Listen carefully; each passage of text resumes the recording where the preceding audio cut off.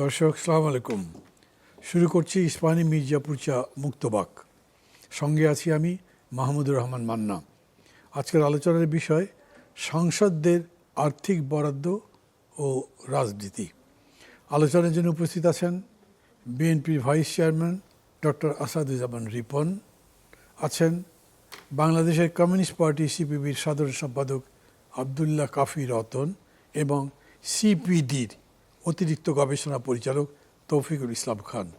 আপনাদের তিনজনকেই স্বাগত জানাচ্ছি অনুষ্ঠানে। শুরু করতে চাই ডক্টর আসাদুজ্জামান রিপন আপনাকে দিয়ে। নিজের আপনি হাসতেন কি কোনো অবাক হয়ে নাকি খুশি হয়ে বুঝতে পারছি না। মানে আমি তো আপনার মতোই খুশি। হ্যাঁ, আমি আপনার মতোই খুশি। ওকে, থ্যাংক ইউ। নিজ সংসদীয় আসনের উন্নয়নে 50 কোটি টাকা বরাদ্দ দেওয়া হচ্ছে সংসদ সদস্যদের প্রতি বছর, তার মানে 10 কোটি টাকা। 5 বছরই টাকা দিয়ে সংসদ সদস্যরা নিজেদের পছন্দ মতো এলাকার উন্নয়ন যা যা কাজকর্ম আছে করতে পারবেন। সংসদ সদস্যদের এই ধরনের বরাদ্দ দেওয়াটা শুরু হয়েছিল আওয়ামী লীগ আমলে, 2005-06 অর্থ বছরে। আওয়ামী লীগ সরকারের আমলে একাধিকবার সংসদ সদস্যদের এরকম বরাদ্দ দেওয়া হয়েছে। সর্বশেষ 2024 সালের 7 জানুয়ারি দ্বাদশ জাতীয় সংসদ নির্বাচনের পর একই প্রকল্প নেওয়ার সিদ্ধান্ত ছিল।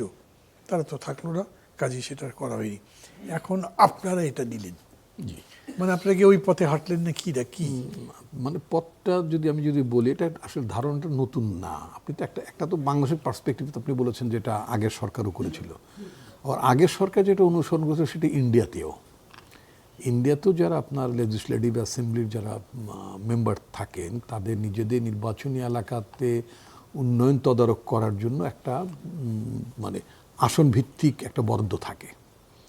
কিন্তু এই টাকাটা মানে আমাদের দেশে মানে যেভাবে আপনি উপস্থাপন করলেন, এতে করে আপনার দর্শকদের মনে হতে পারে যে এই 50 কোটি টাকা মানে 5 বছরের জন্য, অর্থাৎ প্রতি বছর 10 কোটি টাকা, এটা এমপি সাহেবদের নামে অ্যালোকেশন হবে, অর্থাৎ মিস্টার এক্স তার নামে আসবে, তারপর মিস্টার এক্স এটা ব্যয় করবেন, তিনি বিল ভাউচার দেন। বিষয়টা এরকম না, অর্থাৎ তিনি এটা তদারকই করবেন।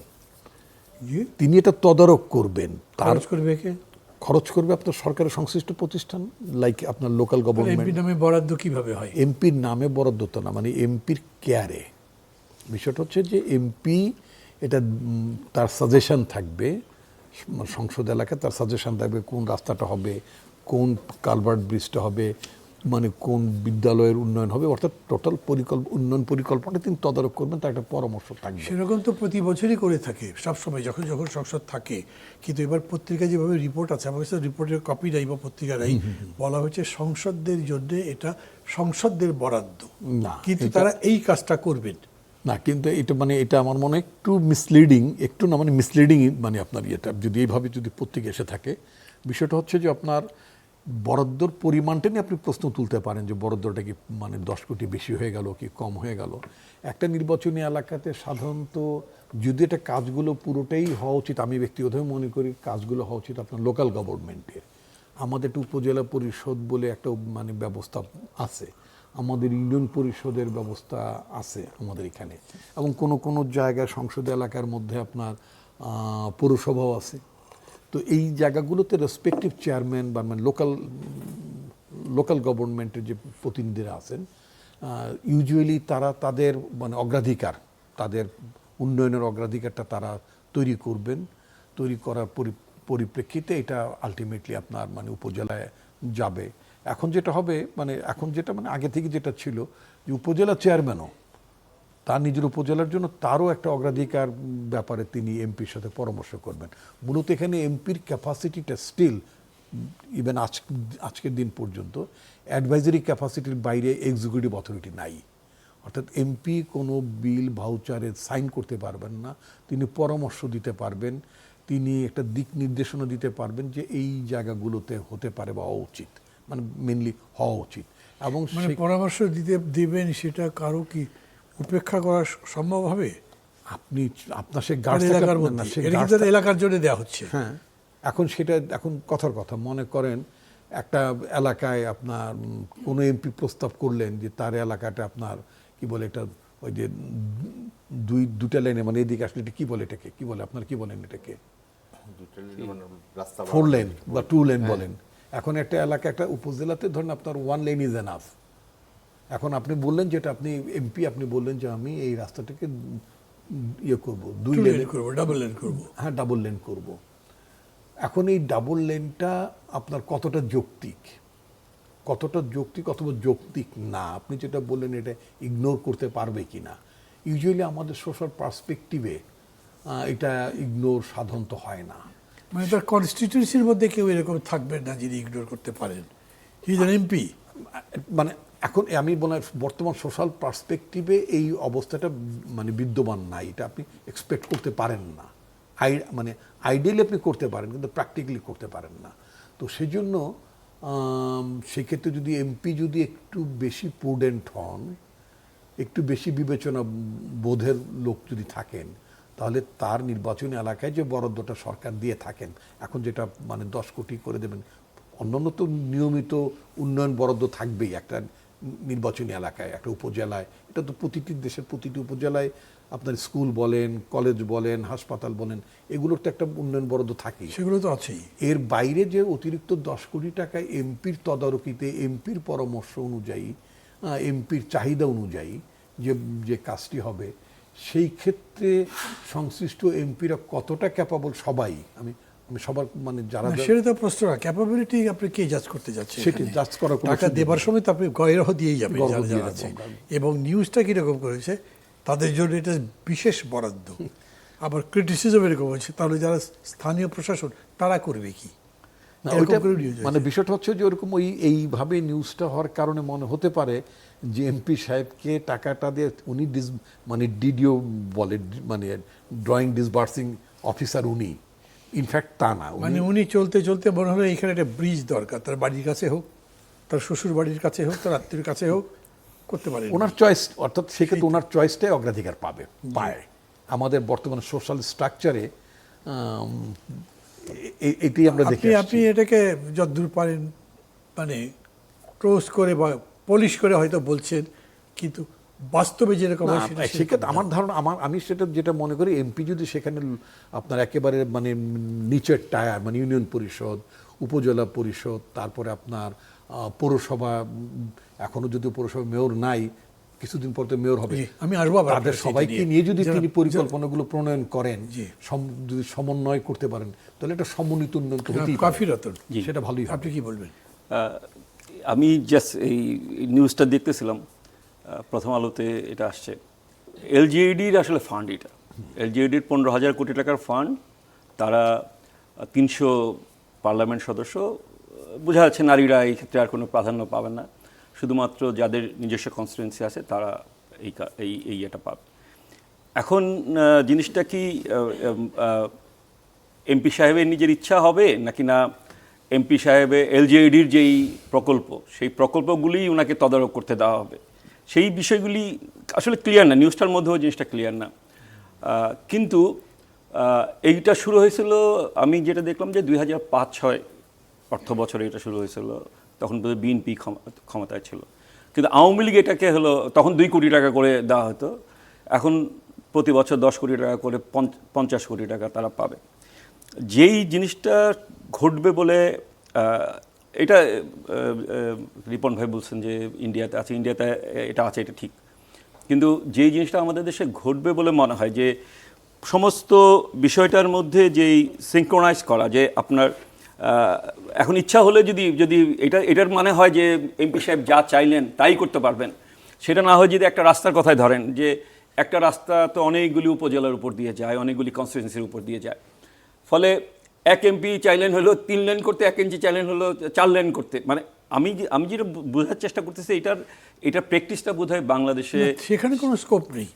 না, যেটা ইন্টার ডিস্ট্রিক্ট হবে সেখানে আপনি আপনার এলাকার জন্য এটাকে এক্সটেন্ড করবেন বা ন্যারো করবেন, তা তো করতে পারবেন না। না, তার মানে উনি কি করবেন? উনি হয়তো একটা এটা স্কুলের জন্য absolutely দিবেন, তার একটা কলেজের জন্য independent দিবেন। choice হতে হবে। হ্যাঁ, এগুলি আসলে ওনার তো choice অনুযায়ী হবে। অবকাঠামো, এলজিইডি যেটা বললো অবকাঠামোর যেই নির্মাণের বিষয়, তাহলে এগুলি একেবারেই চলে যাবে কোথায়, যে স্কুলের অবকাঠামো নির্মাণ, মাদ্রাসা, কোন একটা লোকালাইজড কোন কালভার্ট ব্রিজ, যেমন আমাদের ইভেন একটা ক্লাবের মাঠ, মাঠ, সেইগুলির জন্য। সুতরাং সেইগুলি তো আপনার কতটুকু বাংলাদেশের ইকোনমির জন্য হলো মানে কি বলে এটা উৎপাদনশীল হবে, সেটা ইকোনমিস্ট আছে এটা বলতে পারবে, কারণ এটা অপচয় হবে কিনা। এই 15,000 কোটি টাকা যে কথাটা বললেন, সেটাতে মানে প্রয়োজনের জায়গায় এমন অনেক স্কুল আছে, আমি দেখি আমার এলাকায় আছে যে 4 তলা বিল্ডিং আছে, কিন্তু 2 তলার পরে আর উপরে 2 তলায় কোনো ক্লাস হয় না, কিন্তু প্রজেক্ট তো সেই প্রজেক্টে 4 তলা বিল্ডিং পেয়ে গেছে সে, সুতরাং ওইখানে হয়েছে প্রয়োজন অনুযায়ী জিনিসটা। বা আমাদের যে স্কেয়ারসিটির কথা আমরা বলি, আমাদের আর্থিক যে অসঙ্গতি, এবং এই বাজেটে যে মানে ঘাটতির কথা বলা হচ্ছে, এই যে 2,43,000 কোটি টাকা ঘাটতি হবে, তার সঙ্গে তো যে আপনার রাজস্ব আয়ের যে আহরণের যে ঘাটতি হবে, সেটা মিলালে তো প্রায় 4 লক্ষ কোটি টাকা ঘাটতি হবে। সেই জায়গায় যদি আবার এরকম মনে করেন প্রতি বছর 3 এমপিতে 10 মানে আপনার 3,000 কোটি টাকা হলো, মানে নিজেদের মতো 15,000 তো 3,000 কোটি টাকা বোধহয় আসবে আর কি। তো সেই 10,000 করে পার ইয়ার, হ্যাঁ 10 কোটি করে টোটাল হলো মানে 14,000 কোটি টাকা। হ্যাঁ 14,000 বা 15,000 কোটি টাকা টোটাল 5 বছরে, প্রতি বছরে 3,000 কোটি টাকা।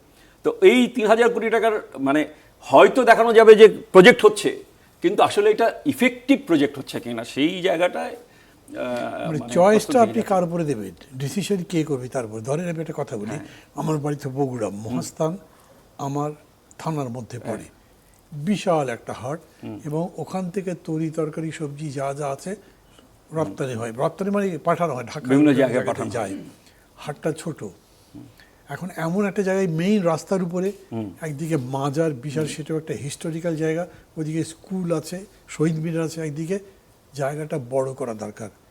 এখন এমপি যদি এইরকম একটা জায়গায় সিদ্ধান্ত নেয় কল্যাণমূলক, সেটা হয়তো অনেকে অ্যাপ্রিসিয়েট করবে, কিন্তু বেশিরভাগ ক্ষেত্রে ব্যাপারটা কি সেরকম হবে? না, সেটাই যেমন ধরেন যারাই দায়িত্ব পায়, মালিকটাকে যারা দায়িত্ব পায়, কাউকে দেবেন। এই যে স্থানীয় সরকার মন্ত্রী উপদেষ্টা হলেন এবং জেলা পরিষদের টাকা নিজের উপজেলায় নিয়ে খরচ করলেন, এগুলো লক্ষ্য কি যে আগামী নির্বাচনে আমি যাতে জনগণ আমার পক্ষে জয়ধ্বনি দেয়।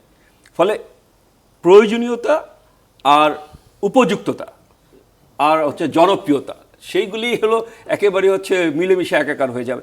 যেমন ধরেন, মানে আপনি অনুভব নিয়েন না, একজন কি বলে প্রতিমন্ত্রী এখন তার ইচ্ছা মতো হচ্ছে হলো ইউনিয়নের নাম রাখতেছে বা নিজের ছেলেদের নামে রাখতেছে। হ্যাঁ না, মানে আপনার এলাকা তো সেগুলো বলো আর কি, যে ওই স্থানীয় ছেলের নামে তো রাখিনি, আপনার রাখেন নাই। আমি সেই জন্য বললাম যে মানে আপনার ওই এলাকার মন্ত্রী, এটা এই ধরনের ঘটনা তো আমরা অহরই দেখছি, যে মন্ত্রীরা নিজের এলাকায় এবং সমস্ত জেলার টাকা নিয়ে গিয়ে একটা নিজের এলাকায় হলো উন্নয়ন করছেন নিজের নাম কামানোর জন্য। এবং এই যে প্রক্রিয়াটা, আমার ধারণা আমি এই পয়েন্টে আপনার কাছে আবার আসবো, কারণ এই প্রক্রিয়াটা আমি যদি এই প্রক্রিয়াটা আমার ধারণা ইফেক্টিভলি ইউজ হবে না। এটা আবার ওই দুর্নীতি, আবার ওই মানে চুরি, আবার ডাকাতি, এগুলি কথা আমাদেরকে শুনতে হবে আর কি। তৌফিকুল ইসলাম খান, উনি আবার অর্থনীতির কথা বলে আপনাকেও যুক্ত করলেন যে আপনি ভালো করে বলতে পারবেন, বলেন।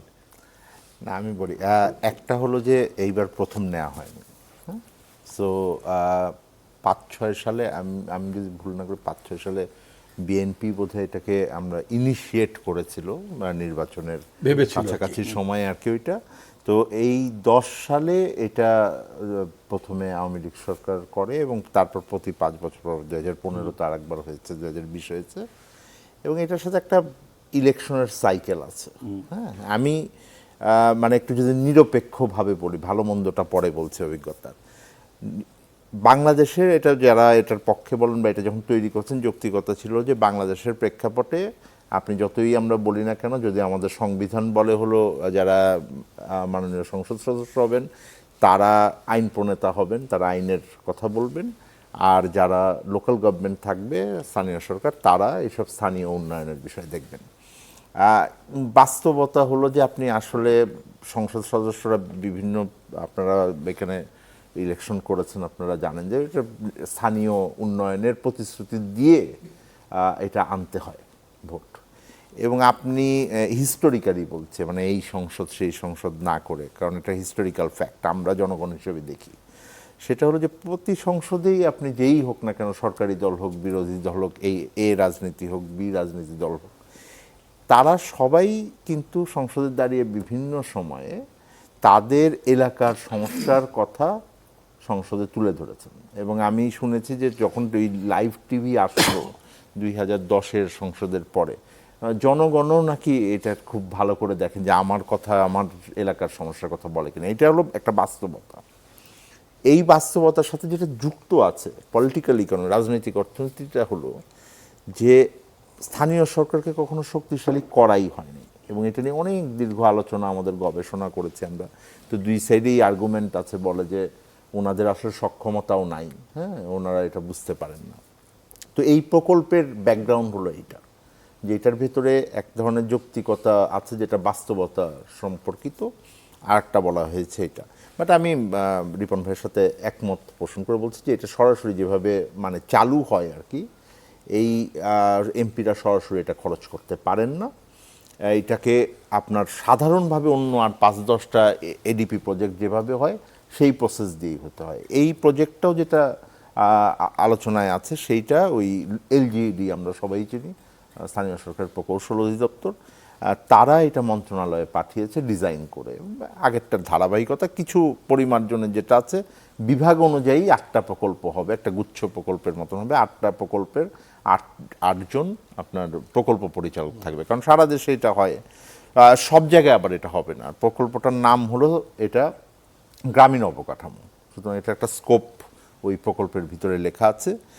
সিটি কর্পোরেশন 4টা আমাদের যে পুরনো বিভাগ যেগুলো বড়, ঢাকা, চট্টগ্রাম, খুলনা, রাজশাহী, এইটার সিটি কর্পোরেশনের এলাকায় এটা হবে না, এটা গ্রামীণ বলা আছে।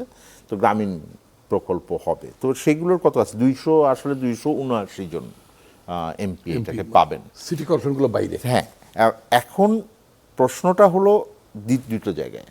একটা হলো এইটার আমরা আলোচনা করতে পারি ওই যে যৌক্তিকতা, যে এটাকে ঠিক কিনা বেঠিক কিনা। আমরা আবার এইবারের আলোচনা করতে হলে আমরা সবসময় ফেরত আনি এত বড় শিক্ষা নিয়ে নতুন রাজনীতির চিন্তা করলাম, নতুন ধরনের সংসদের কথা বললাম, তারপরে এটা কন্টিনিউ করা ঠিক কিনা, এইটা একটা আলোচনা হতে পারে। দ্বিতীয় আলোচনা হতে পারে যে এইটার যদি আমরা করি ওই কি জানি রাজনৈতিক বাস্তবতাকে মেনে নিয়ে, তাহলে আমরা এইটার গুণগত মান কিভাবে বাড়াবো, প্রকল্প কিভাবে নেওয়া হয়, প্রকল্প কিভাবে এটাকে এক্সিকিউট করা হবে। যেমন ধরেন এমপি সাহেবকে ইনক্লুসিভ হবেন কিনা, উনি একটা গণশুনানির মতন করবেন কিনা, ওইখানে একটা উনি করার পরে উনি এটাকে ডিবেট করার সুযোগ দেবেন। এখন তো আবার গণশুনানিও কি যে নিজের দলের লোকজন এসে নিজেরা হয়ে যায়, একই 4টা ব্যানার নিয়ে নাকি ওয়ার্ড সভার কথা বলছি, যাইতেই বলে এটার মধ্যে বিপদে পড়ে যায়। একসময় ওয়ার্ড সভার কথা বলতাম আমরা, তো ওনারা নাকি 4টা ব্যানার নিয়ে একসাথে মিটিং করে ছবি টবি তুলে এটার ফাইল করে দিছে, এরকম অভিযোগ আছে। তো ওই ধরনের একটা প্রক্রিয়ার ভিতরে যাবেন কিনা, যে একটা ডিসকাশন হবেই হবে, তো 10টা আসলো, তার ভিতরেই তারা একটা প্রায়োরিটি করলাম। এইটা একটা সভ্য আধুনিক আমাদের গণতান্ত্রিক ব্যবস্থার ভিতরে থাকা, স্বচ্ছতা, জবাবদিহিতা। এবং উনি এটার ভিতরে করলেন, উনি এটাকে পুশ করবেন। হ্যাঁ, কারণ আগে হলো যে প্রচুর দেন দরবারের ভিতরে করতে হইতো, ওনারা বারবার গিয়ে বিভিন্ন জায়গায় বসে আছে, আমার এলাকার প্রকল্প ঢুকান, আমার ওই আমরা বলতাম যে এডিপির যে বইটা হয় ওটার সবুজ পাতায় যদি ঢুকতে পারি। হ্যাঁ, এগুলো আছে পুরনো, আমরা যারা মানে ধরুন লম্বা সময় 2 দশক 2.5 দশক ধরে এটা গবেষণা করছি, আমরা এগুলো পলিটিক্যাল ইকোনমি শুনেছি। এইটা একটা। 3 হলো যেটা যখন বাস্তবায়ন হয় তখন এটার অভিজ্ঞতা কাজে নিচ্ছে কিনা। আমাদের গবেষণা নেই, বাট আমাদের ট্রান্সপারেন্সি ইন্টারন্যাশনাল টিআইবির যে গবেষণা এটার ব্যাপারে করেছেন, এর আগে যেই প্রকল্প নেওয়া হয়েছিল সেইখান থেকে ওনারা অনেক ধরনের অনিয়মের কথা পেয়েছেন, ওইটা এক্সিকিউট করা থেকে শুরু করে এইটা। তো আমার মনে হয় যে যেহেতু একটা সংবাদ এসছে এবং খুবই গুরুত্বপূর্ণ সংবাদ আছে, খুবই ডিটেইলে আমার মনে হয় যে প্রথম আলো সংবাদটা ভালো হয়েছে। আমি যে সাংবাদিক করেছেন তাকে আমি চিনি, আমি মানে প্রশংসা করছি যে খুবই ভালো লিখেছেন। এই বিষয়গুলোকে আমার মনে হয় এই নির্বাচিত সরকারের যেই ধরনের একটা ছবি নিয়ে তারা সামনে আগাবেন বলছেন, সেই জায়গায় এই বিষয়গুলোর ব্যাপারে স্পষ্টতা আনা দরকার, যে আগের মতন হয়তো আমি ওই রকম একটা প্রকল্পই নিচ্ছি, কিন্তু আমি আগে যেইগুলো কারণে এই ধরনের প্রকল্পের বদনাম আছে সেইটাকে আমি কিভাবে ট্যাকল করব, এই ক্ল্যারিফিকেশনটা এখনো পর্যন্ত আমরা সরকারের কাছ থেকে পাই নাই। আমি আশা করব সংসদ তো চলমান আছে, এই সংসদ ব্যবস্থার ভিতরে হোক বাইরে হোক, আমার ধারণা বাইরেও জানা দরকার। এটা শুধুমাত্র সংসদে বিরোধী দলও কি এখনো প্রশ্ন সাবমিট করেছে কিনা সেটাও চিন্তা করতে হবে, পয়েন্ট অফ অর্ডার ব্যবহার করতে হবে। তো ওই পয়েন্টে আমি মনে করি যে এখন এটা ক্ল্যারিফিকেশন আসা উচিত, কারণ প্রকল্প কিন্তু এখনো আমি যতটুকু জানি ফাইনালাইজ হয়ে গৃহীত হয় নাই। না, সমস্যাটা কিন্তু পুরো আপনার প্রকল্পে না, তো আমি যেটা মানে ব্যবস্থাপনা না ব্যবস্থাপনা এবং প্রকল্পর চয়েস, সেটি। হ্যাঁ, উনি যেটা বলছেন যে ওই যে কি বললেন নিজের বাড়ি আর শ্বশুর বাড়ি, তো ওই রকম অভিযোগগুলো তো এই রিপোর্টে আছে, আমি আর একটু বলছি না, হয়তো পরে আসতে পারবো। কিন্তু ব্যবস্থাপনার গাইডলাইনটা ইমপ্রুভ করা যায় কিনা, এবং তারপরে আমি ওই টাকা পয়সা আছে কি নাই সেটা কিন্তু আস্তে আস্তে ওই অনুযায়ী হবে। হেডলাইনটা যেটা মান্না ভাই বললেন যে হেডলাইনটাই কিন্তু কনফিউজ। আমাদের সংসদ সদস্যরা 50 কোটি টাকা করে বরাদ্দ পাবেন। না মানে এখানে হেডলাইনটা আছে, যে নিউজটা হেডলাইনটা ভাতা আছে, পাবেন না তো সংসদ সদস্যরা 50 কোটি টাকা করে বরাদ্দ পাবেন। তার মানে যে এই টাকাটা ওনাদেরকে 50 কোটি টাকা দিয়ে বাট আমি ভিতরে বলি এইখানে আমি ভিতরে কিন্তু খুবই ক্লিয়ারলি আছে। প্রত্যেকটা নিউজ যেরকম এসছে তাই তো করেছি আমরা। না কিন্তু ভিতরে নিউজটা বড় অন্যরকম, মানে নিউজে খুবই পরিষ্কারভাবে পুরো প্রক্রিয়া, এটার হিস্ট্রি, এটা সম্পর্কে অভিযোগ, এটার ভালো মন্দ, কারণ এমনিও লোকাল গভর্নমেন্ট বিভিন্ন প্রজেক্ট নেয়, হ্যাঁ নেয় না তা না। আমরা যখন একটা সাবজেক্ট চুজ করছি আমরা চাচ্ছি কি ডিবেটটা হোক, ডিবেটটা আমরা এই জন্যই বলছি ক্ল্যারিফিকেশন দরকার আমরা আছে, একটা ওপিনিয়ন দিচ্ছি সমস্যাটা আছে সেদিক থেকে। এইভাবে ডিটেইল কথা বলবো, ওটা বিরোধী ভাবে বলি যে এই আপনার এই দর্শক অল্প একটু আলোচনার মধ্যে তৌফিক সাহেব যে মানে এটা না, এটা ট্রান্সপারেন্সির জন্য শুধু যেটা পরে বলেন ঘুরে আসি। দ্যাট ইজ গুড, দর্শক খুবই ভালো। একটা বিরতি দিচ্ছি, ফিরবো মিনিট 5 পরে, হয়তো আমাদের সাথেই থাকেন।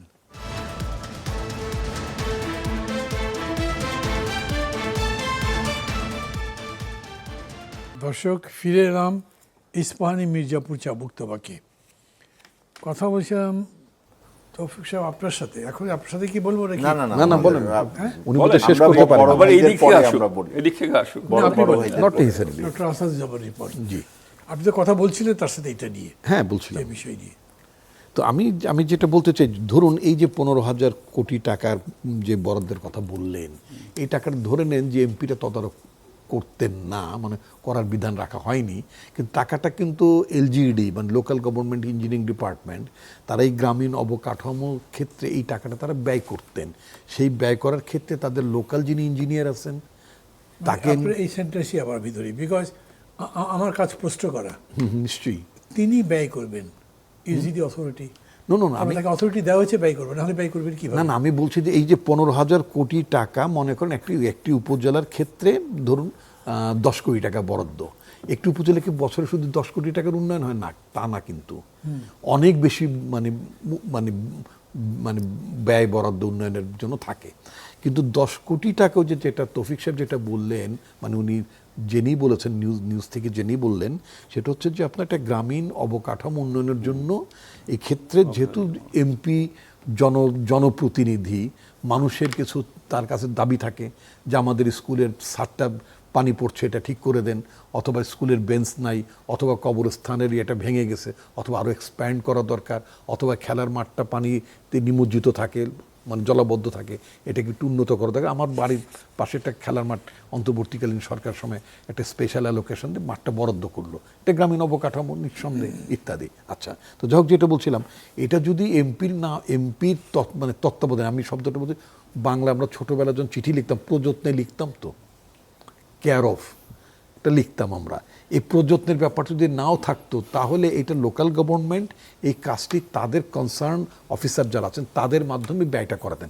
এখনও তাদের মাধ্যমে ব্যয়টা হবে, অ্যাকাউন্টেবিলিটিটা হবে জনগণের প্রতিনিধি যিনি থাকবেন, এমপি যিনি থাকবেন। না, তার এটা করবার কথা না, হ্যাঁ, তার এটা করবার কথা না, unless ministry gives a special direction. আচ্ছা, আপনি যেটা না, আপনি বলছেন তার এটা করার কথা না, এটা আমরা না তো না, আমরা ওই যে আমি যদি বলি, আপনি দেখেন পার্লামেন্টে যখন দেখবেন এমপিরা ব্রিজ চাই, এটা চাই, ওইটা চাই, অনেক কিছু বলে না, বলে তো আমার এটা লাগবে, আমার ওটা লাগবে বলে, প্রথম তো 3-4 মিনিট স্তুতি করে, তারপর যখন সময় শেষ হয়ে যায় তখন বলি আমার ক্ষমতা আছে, হ্যাঁ, কিন্তু বলেন তো বলি, কিন্তু দলটা পলিটিক্সের politics, not part of economics, কি পারবো করতে? তাহলে আপনার স্পিকারকে রুলিং দিতে হবে, এটা আপনার মানে সংসদের কার্যপ্রণালী বিধি থেকে এই জাতীয় বক্তব্য দেওয়া যাবে না বলে একটা রুল দিতে হবে।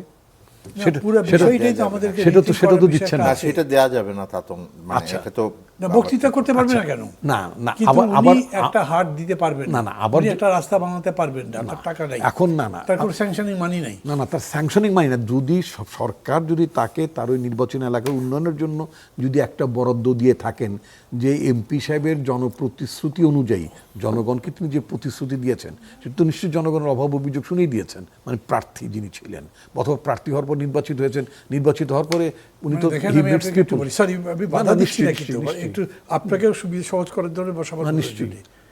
অভিযোগ উঠেছে যে বিভিন্ন এলাকাতে টাকা পয়সা বিতরণের মধ্যে বৈষম্য হচ্ছে। তার মধ্যে এক এমপি তো বক্তৃতা করেছে যে সব টাকা বত্রিয়ে নিয়েছে, তাহলে আমরা এমপি হয়ে কি করবো? সেই ক্ষেত্রে আপনি গভর্নমেন্ট যে আপনি যা বলছেন তাই যে গভর্নমেন্ট করছে, তার এই বক্তব্যে তো তা না প্রকাশ না কিন্তু পাচ্ছে আমি না। আবার যদি আপনার কথার উত্তরই যদি বলি তাহলে এই ক্ষেত্রে কিন্তু একটা ভারসাম্য আসলো, বৈষম্যটা কমলো। অর্থাৎ প্রতি এমপি তার নির্বাচনী এলাকাতে তিনি সেখানে কিন্তু আপনি অনেক সিনিয়র মানুষ 5 বার এমপি হচ্ছেন বলে আপনাকে 50 কোটি টাকা দিয়েছে, আমি প্রথমবার এমপি হলাম বলে আমাকে কম দেয়, তা তো হচ্ছে না। এখানে সমস্ত এমপির জন্য গ্রামীণ অবকাঠামো মানে এটা উন্নয়নের- বৈষম্য দূর করবার জন্য এরকম করে করা হয়েছে। গ্রামীণ অবকাঠামো উন্নয়নের জন্য একটা বরাদ্দ দেওয়া হলো ওই এলাকায়, যেটা এমপি নিশ্চয়ই জনপ্রতিনিধিদের সাথে জনগণের সাথে কথা বলে তাদের সমস্যাগুলো বিবেচনা করি, অগ্রাধিকার বিবেচনা করে সেই কাজগুলো তিনি পরামর্শ দেবেন। প্রশ্নটা একটাই আমার বোঝার জন্য, এই যে টাকাটা দেওয়া হয়েছে এটা খরচ করবার মালিক কি? এটা যদি মিনিস্ট্রি হয়, এটা যদি হ্যাঁ, local ministry তো government হয়, ministry। তাহলে কোনো কথা নেই। না, এটা তো Local ministry। government যদি তাদের কাছে দেওয়া হয়, না তো মিনিস্ট্রি, নিশ্চয়ই বড় প্রশ্ন আছে। না ইটস মিনিস্ট্রি, এবং তাদের এজেন্সি এলজিইডি যেটা, তারা এটা এক্সিকিউট করবে। শুধুমাত্র আপনি আপনার অগ্রাধিকারটা বলতে পারবেন যে এটা এদিক দিয়ে গেলে ভালো হয়, আমি এটা পছন্দ করছি। এখন এই অগ্রাধিকার বিবেচনা করার ক্ষেত্রে এখানে আমি যদি বলি, এখন এমপি সাহেব তার ড্রয়িং রুম থেকে নিজে থেকে বলছেন, না তিনি জনগণের কাছ থেকে একটা মানে এই কার্যক্রমগুলো গ্রহণ করার ক্ষেত্রে কতটা স্বচ্ছতা নিচ্ছেন, কতগুলো মানুষকে ইনভলভ করছেন, তাই না? পার্টিসিপেটরি অ্যাপ্রোচ থাকছে কিনা এই সিদ্ধান্ত গ্রহণগুলো করার ক্ষেত্রে, স্টেক হোল্ডারদেরকে নিচ্ছেন কিনা। বিশ্বের উপরে whole nation is making a mistake. আমরা সমস্ত পৃথিবী মনে করতাম সূর্য পৃথিবীর চতুর্দিকে ঘুরে, কিন্তু সেটা সত্যি ছিল না। এরকমও হতে পারে, কিন্তু যেইভাবে পারসেপশনটা গেছে সেটা হচ্ছে এই বরাদ্দটা এমপিদের দেওয়া হয়েছে। সেটা একটু আছে, সেটা ক্লিয়ার করা। এইখানে সংবাদটার মধ্যে যেভাবে বলা হচ্ছে যে 8টা প্রকল্প হবে, আমরা জিনিসটা হচ্ছে যে প্রকল্প করবে কারা? এলজিইডি। আবার মিনিস্টাররা তাদের ইয়ে হলো অগ্রাধিকার পাবে। ঠিক জিনিসটাও আমি জানি না, আমি এই ধরনের, যেহেতু আমরা এই ধরনের প্রশাসনের সাথে যুক্ত ছিলাম না বা এমপিও ছিলাম না কখনো, কিভাবে যে এক্সিকিউট করে সেটা আমরা জানি না। কিন্তু মানে কিভাবে কাজটা হয় সেটা নিশ্চয়ই যারা অভিজ্ঞ তারা বলতে পারবেন। কিন্তু এলজিইডি যদি বলে যে এই হবে, এর মধ্যে আপনার সম্মতি আছে কিনা? এখন এমপি সাহেবের নামে টাকাটা বরাদ্দ হলো, এমপি সাহেব টাকাটা পেলেন না, নামে বরাদ্দ হয় না, নামে মানে ওনার নিজস্ব কনস্টিটিউয়েন্সিতে বরাদ্দ বরাদ্দ হলো, তার মানে উনি তদারক করলো, ওই যে আপনার কেয়ার অবের মতো আর কি, যে প্রযত্নে। কিন্তু ওনার আসলে কতটুকু স্বাধীনতা থাকবে একটা প্রজেক্ট ইয়ে করার জন্য, মানে কোন প্রজেক্টটা নেওয়া হবে, কোন প্রজেক্টটা নেওয়া হবে না, সেটা কি এলজিইডির পরামর্শ দিবে, উনি সেটা গ্রহণ করবেন, না উনি যেটা পরামর্শ দেবেন এলজিইডি সেটা গ্রহণ করবে? হ্যাঁ, সেকেন্ডে যেটা উনি যেটা পরামর্শ দেন এলজিইডি। সুতরাং উনি যখন পরামর্শ দেবেন তখন আমরা বলবো তাকে অনেক বেশি গণতান্ত্রিক হইতে হবে। এখন নিজের ইচ্ছাধীন হলে তো হবে না, যে আমার ওই যে আপনি শ্বশুর বাড়ি আর বা নিজের বাড়ির কথা বললেন সেইটা না। তাহলে জনগণকে এরকম সাধারণ সভা করতে হবে, সাধারণ সভা করে ওই এলাকার একটা এমপির অধীনে মিনিমাম 17 থেকে 18টা ইউনিয়ন থাকে, সব মানে অ্যাভারেজ, কিছু 2টা-4টা বেশি কম থাকতে পারে। ফলে ওই প্রত্যেকটা ইউনিয়নে আবার দেখা যাবে নিজের ইউনিয়নে সমস্ত কাজ করে ফেললেন, অন্য ইউনিয়নে উনি কোনো কাজ করলেন না, অথবা নিজের 2টা উপজেলা থাকে, একটা উপজেলায় নিজের উপজেলায় কাজ করলেন, আরেকটা উপজেলায় কোনো কাজ করলেন না, মানে কারণ ওই উপজেলায় ভোট পাবেন কি পাবেন না আগামীতে সেটা তো কোনো সম্ভাবনা নেই। ফলে আনইভেন ডেভেলপমেন্ট হওয়ার একটা থাকে আর কি, মানে সম্ভাবনা থাকে।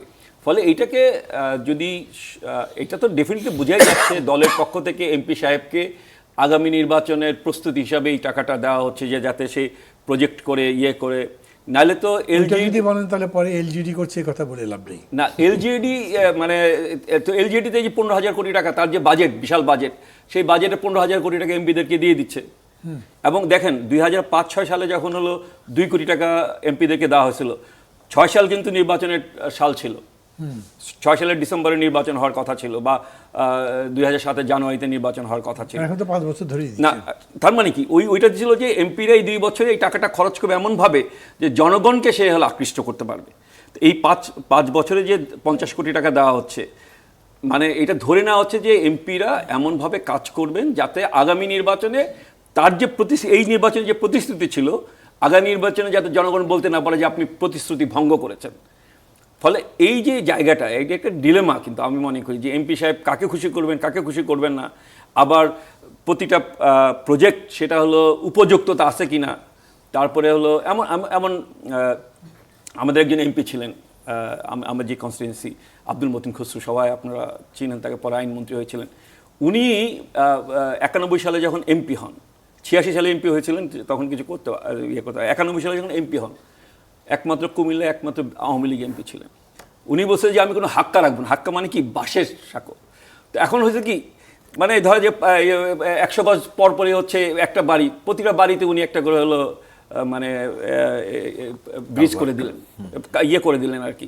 ফলে ব্রিজ আর ব্রিজ, এবং যেটা হলো যে খালগুলি নষ্ট হয়ে গেল। মানে খালের নিচে দিয়ে আর নৌকা যায় না, খাল দিয়ে নৌকা যায় না, কারণ ব্রিজগুলি এত নিচু ছিল। ফলে যে খালগুলি ছিল, খালগুলি নষ্ট হয়ে গেল। ফলে একটা উন্নয়ন করতে গিয়ে আপনি আরেকটা ক্ষতি করে ফেললেন।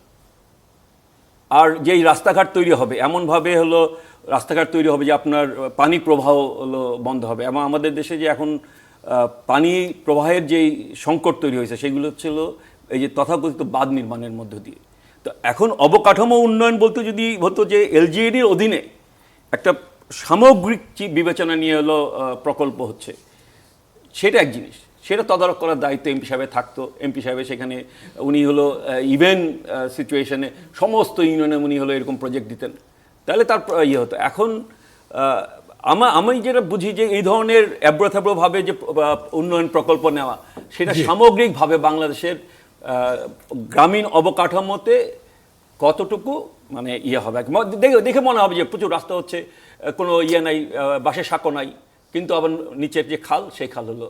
জি থ্যাংক ইউ জনাব তৌফিকুল ইসলাম খান, আপনার কাছে ফিরে আসতে এইটা আমি বলি যে যেটা বলছেন যে কতগুলো আমি যেটা বলি যে মৌলিক বিষয়গুলো এবং পুরনো অভিজ্ঞতার বিষয়গুলোই কনসিডার হয়, যেহেতু প্রকল্পটা এখনো আলোচনায় আছে। একটা হলো যে দেখেন, এটা তৈরি করা হয়েছে যখন, তখন সবাইকেই সমান দেওয়া হয়েছে। এখন ধরেন যে সব উপজেলার আর্থিক পরিস্থিতি, চাহিদা পরিস্থিতি একই না। এখন অনেকে হয়তো বলবেন যে আরও তো বিভিন্ন প্রকল্প আছে, কিন্তু সবাইকেই সমান দেওয়া হয়েছে। আবার কতগুলো আমাদের সমান সব কনস্টিটিউয়েন্সিকেই একই অ্যামাউন্ট দেওয়া এইটাতে। হ্যাঁ, সব কনস্টিটিউয়েন্সি, আমি ওই এমপি শব্দটা ব্যবহার না করে কনস্টিটিউয়েন্সিতে বলি। তা আমাদের তো যেহেতু আমি বলি যে সম্পদের তো অপ্রাপ্যতা আছে, তো ওইটাকে ভালো ব্যবহার করতে হলে যারা আমরা বলি যে সবচেয়ে পিছিয়ে পড়াদের আগে যে করা, এই ধরনের যে বিষয়গুলো অতখানি হয় না। অনেক ক্ষেত্রে যেটা হতে পারে যে অনেকের আছে, এটা স্বাভাবিকভাবে ওই জায়গায় অনেক উন্নয়ন হয়েছে, হয়তো ওই উপজেলা অতখানি প্রয়োজন নাই, তার থেকে অনেক বেশি উন্নয়ন আপনার প্রয়োজন আছে, যেগুলো প্রত্যন্ত এলাকার ভিতরে। হাওড় আছে, এখানে আমি কোনো জেলার নাম নিয়ে বায়াসে যাচ্ছি না, আমি জাস্ট দর্শকদের জন্য বলছি, আমি ঢাকা জেলার মানে জন্মগ্রহণ করেছে, ভোটারও ঢাকা শহরে, সুতরাং আমার এলাকায় কিছু হবে না। তো বাট জেনারেলি আমি যেটা বলছি সেটা হলো যে আমার মানে এইটা একটা কনসিডার। আমার এলাকায় কোনো ক্রাইসিস নেই, আমার থানা সবচেয়ে বেশি বরাদ্দ পেয়েছে, বাংলাদেশের সবচেয়ে বেশি। এইটা তো হ্যাঁ, আপনি তো এটা বলতেই পারেন, আপনি ভাগ্যবান মানুষ। You are a proud citizen of that সেটা তো আছে। No, I am not a proud citizen. Because ওই এখন আলোচনা যেটা করছেন যে বৈষম্যহীন করা হবে, সো ওইটারও ক্ষেত্রে যেটা হচ্ছে যে আপনার ওই এটার ওটা কিন্তু আলাদা। হ্যাঁ, এটা ওটা আলাদা। না আলাদা তো বটেই, কিন্তু সামগ্রিক বাট ওখানে একই এই প্রকল্প আর ওইটা কিন্তু এক না। নিশ্চয়ই নয়, কিন্তু অ্যাটিটিউড অফ দি গভর্নমেন্ট তো এখানে মেইন। হ্যাঁ, আমি বলছেন যে আপনি সাইন বলছেন না, আমি সেকেন্ডটা যাই। এখন হলো যে আপনার প্রাধিকারটা ওই যে এমপি মহোদয় তৈরি করে দেবেন। এখন আপনি বলতে পারেন যে ধরেন এটা অন্যভাবে হলে কি হতো, তো অন্যভাবে হলেও হয়তো ওনারা একটা সম্ভাব্যতা করতেন, সরকারি কর্মকর্তারা করতেন। তো উনি জনপ্রতিনিধি আছে, উনি যদি কালেকটিভলি যেটা বলেন যে মেকানিজম তো আছে, আপনি এটাকে ব্যবহার যদি করেন, উনি ভালোভাবে এটাকে করতে পারেন। কিন্তু ওই যেটা কাফি ভাই বললেন, ওইটাকে আমি মানে আরেক করি, ফিজিবিলিটি দেখার দায়িত্ব, প্রভাব দেখার দায়িত্ব, যেগুলো নর্মালি এগুলো কিন্তু আমাদের সব রুল বুকে আছে, যে কোনো সরকারি প্রকল্প নিতে গেলে এগুলো করতে হয়। হ্যাঁ, সো ওই মানে আপনার পাবলিক প্রকিউরমেন্ট রুলসের ভিতরে এগুলো আছে।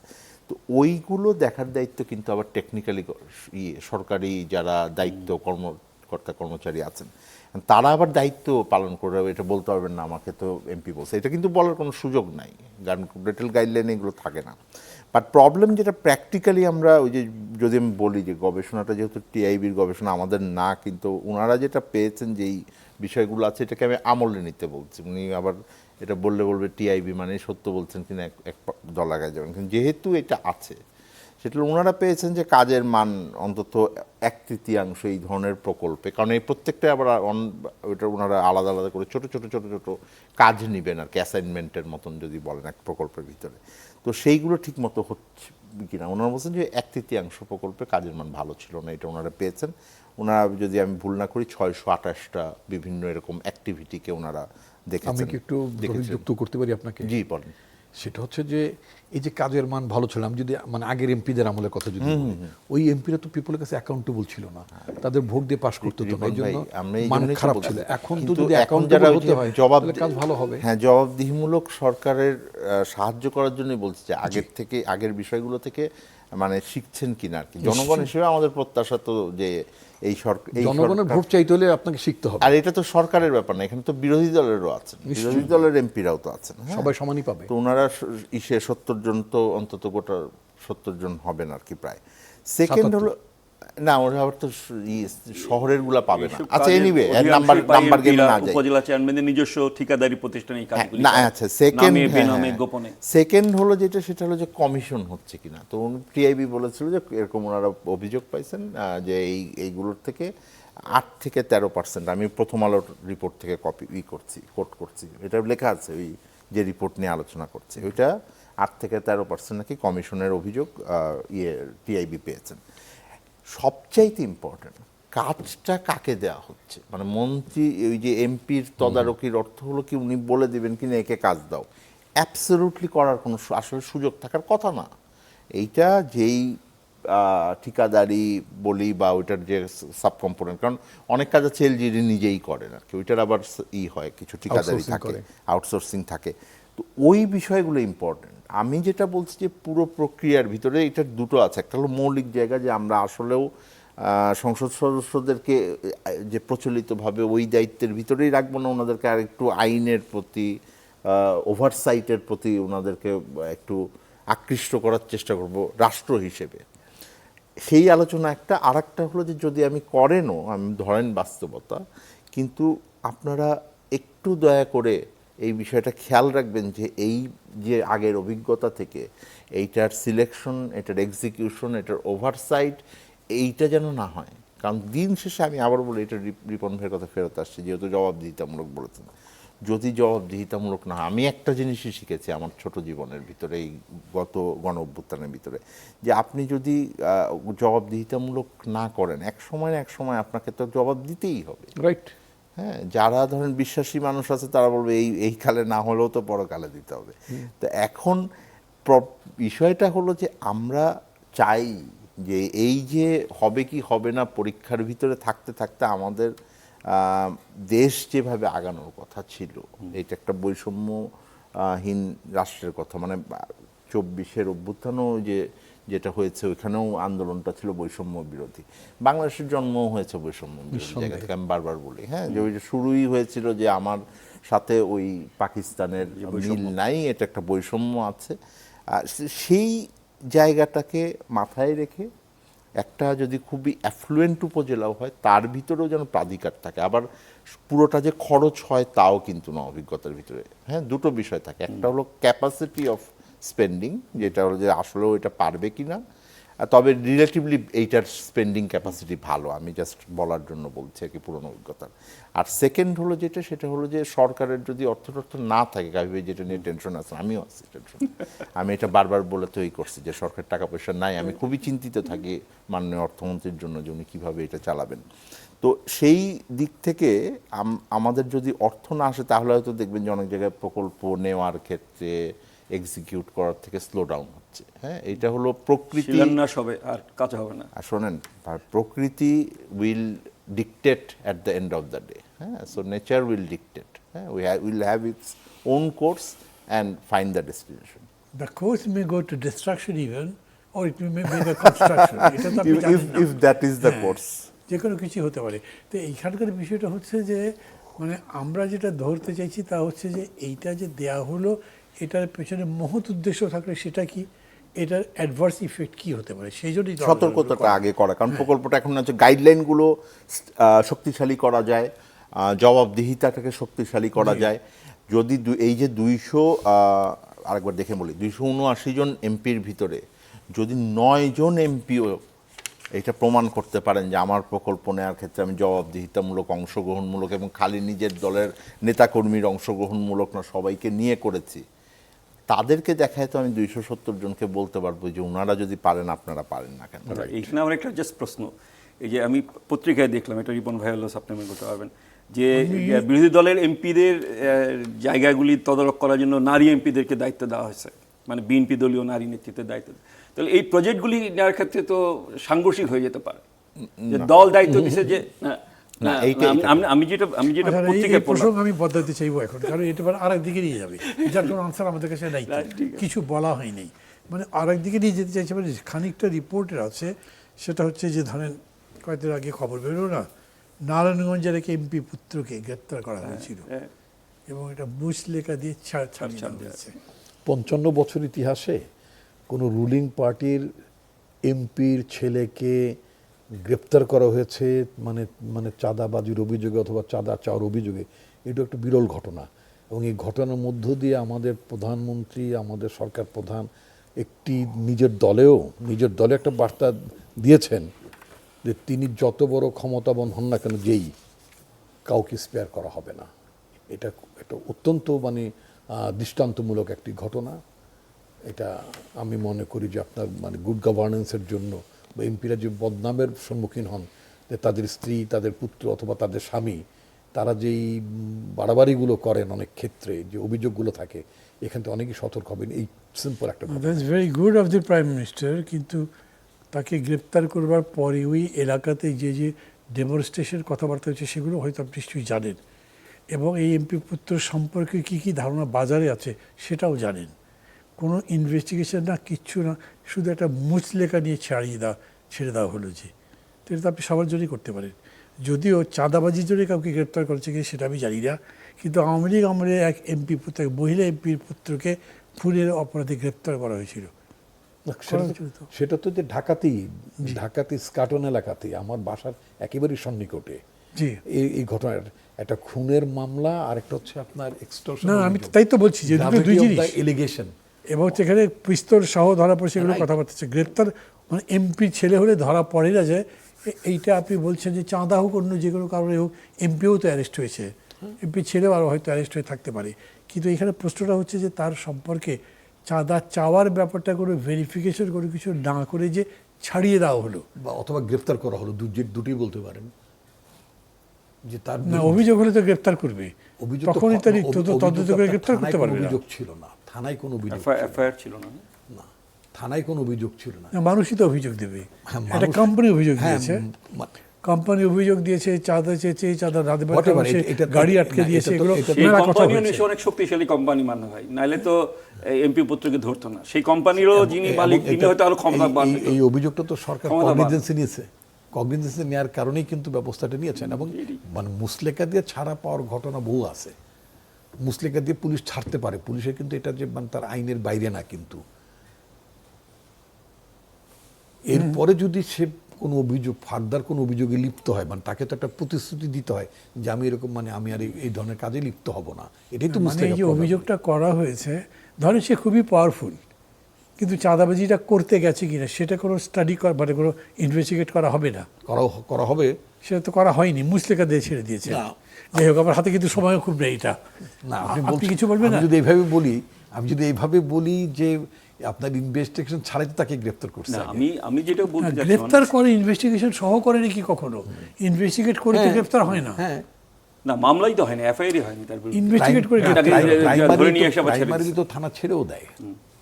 আপনি তো সবসময় কি থানা চালান দেয়? ছেড়ে দেয়, আবার ওরকম সিরিয়াস অভিযোগ হলে গ্রেপ্তার করে। গ্রেপ্তার করা হয়েছিল বলেই এটা কগনিশন এসছে যে তার নামে একটা এরকম অভিযোগ ছিল, কিন্তু সেই অভিযোগের সম্পর্কে কোনো কিছু না করে মুচলেকা দিয়ে ছেড়ে দেওয়া হয়েছে। এনিওয়ে, আমার হাতে সময় নেই বলে।